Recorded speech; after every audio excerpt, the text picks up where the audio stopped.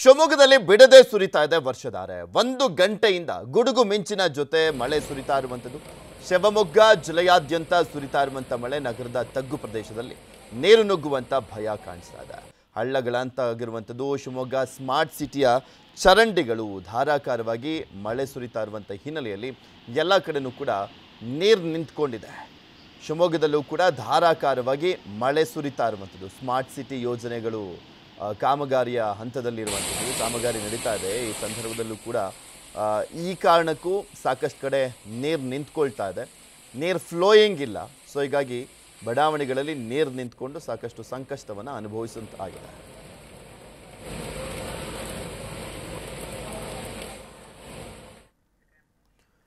ಶಿವಮೊಗ್ಗ ಮಾತ್ರ ಅಲ್ಲ, ರಾಜ್ಯದ ಹಲವು ಜಿಲ್ಲೆಗಳಲ್ಲಿ ಇದೇ ರೀತಿಯಾದಂಥ ಪರಿಸ್ಥಿತಿ ಇದೆ. ಹಾಗೆ ಮಲೆನಾಡಿನ ಮತ್ತೊಂದು ಪ್ರಮುಖ ಜಿಲ್ಲೆ ಚಿಕ್ಕಮಗಳೂರಲ್ಲೂ ಕೂಡ ಮುಂದುವರೆದಿರುವಂಥದ್ದು ಧಾರಾಕಾರ ಮಳೆ. ರಾತ್ರಿ ಸುರಿದಂಥ ಮಳೆಗೆ ಟೀಚರ್ಸ್ ಲೇಔಟ್ನಲ್ಲಿ ಅವಾಂತರ ಸೃಷ್ಟಿಯಾಗಿದೆ.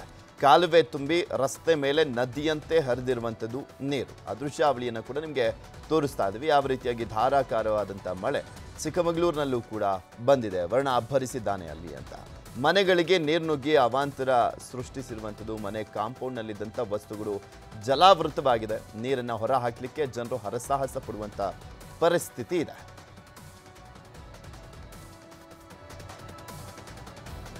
ಇದು ಚಿಕ್ಕಮಗಳೂರಿನಲ್ಲಿ ಸುರಿದಂಥ ಧಾರಾಕಾರ ಮಳೆಗೆ ಅಲ್ಲಿ ಕೆಲವೊಂದು ಲೇಔಟ್ಗಳು ಜಲಾವೃತವಾಗಿದ್ವು. ಟೀಚರ್ಸ್ ಲೇಔಟ್ ಅದು ಕೂಡ ಜಲಾವೃತವಾಗಿತ್ತು. ಮನೆಯೊಳಗೆಲ್ಲ ನೀರು ನುಗ್ಗಿತ್ತು.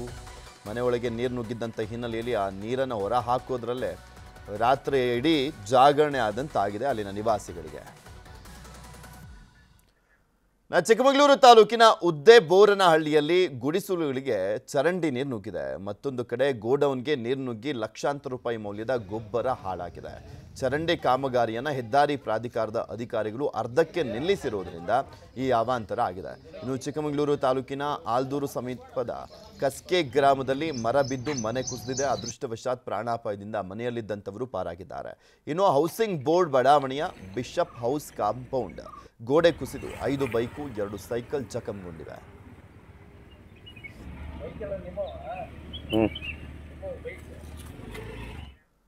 ರಾತ್ರಿ ಸುರಿದ ಧಾರಾಕಾರ ಮಳೆಗೆ ಕೆರೆ ತುಂಬಿದ್ದು ಕಾಲುವೆಯಲ್ಲಿ ಕೊಚ್ಚಿ ಬಂದಂತ ಮೀನು ಹಿಡಿಲಿಕ್ಕೆ ಜನ ಮುಗಿಬಿದ್ದಿದ್ರು.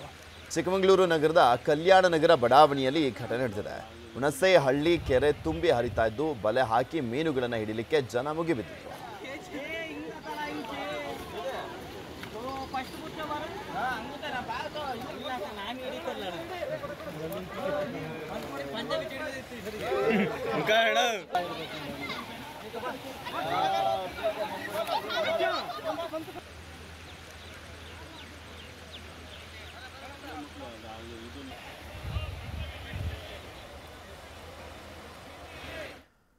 ಕೊಡಗು ಜಿಲ್ಲೆಯಲ್ಲೂ ಕೂಡ ಕಳೆದ 1 ವಾರದಿಂದ ಭಾರಿ ಮಳೆ ಆಗ್ತಾ ಇದೆ. ಭಾಗಮಂಡಲ ಮತ್ತು ತಲಕಾವೇರಿಯಲ್ಲಿ ಮಳೆ ಅಬ್ಬರಿಸ್ತಾ ಇದ್ದು ಜನ ಫುಲ್ ಖುಷ್ ಆಗಿದ್ದಾರೆ.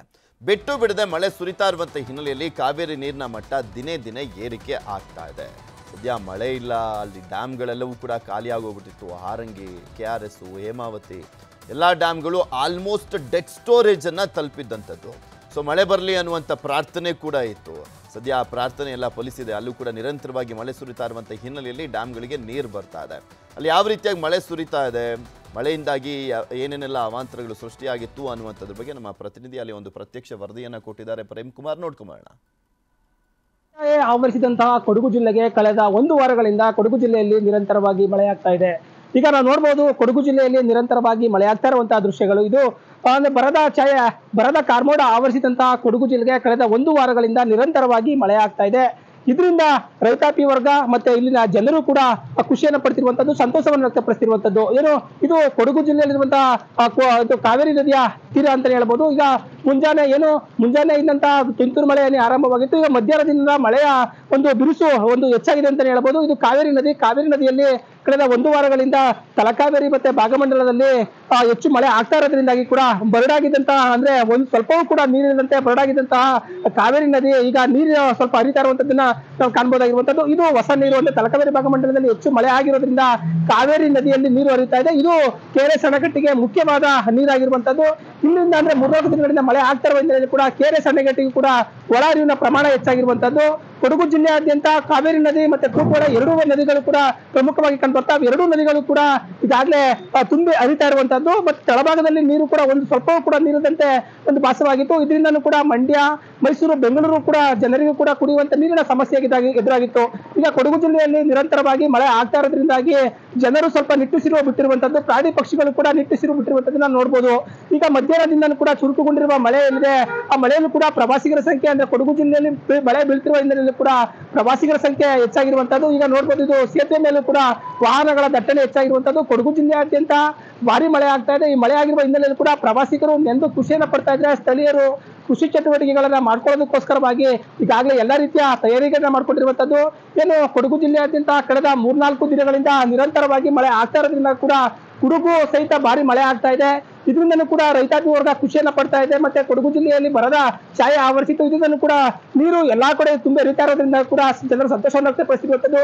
ಇದರಿಂದಾಗಿ ಮಂಡ್ಯ, ಮೈಸೂರು ಮತ್ತೆ ಕೊಡಗು ಸೇರಿದಂತೆ ಬೆಂಗಳೂರು ನಗರಕ್ಕೂ ಕೂಡ ಕುಡಿಯುವ ನೀರಾಗಿರ್ಬೋದು, ನೀರಿನ ವ್ಯವಸ್ಥೆಯನ್ನು ಕೂಡ ಇದರಿಂದಾಗಿ ಬರ್ತಾ ಇದೆ ಅಂತಾನೆ ಹೇಳ್ಬೋದು.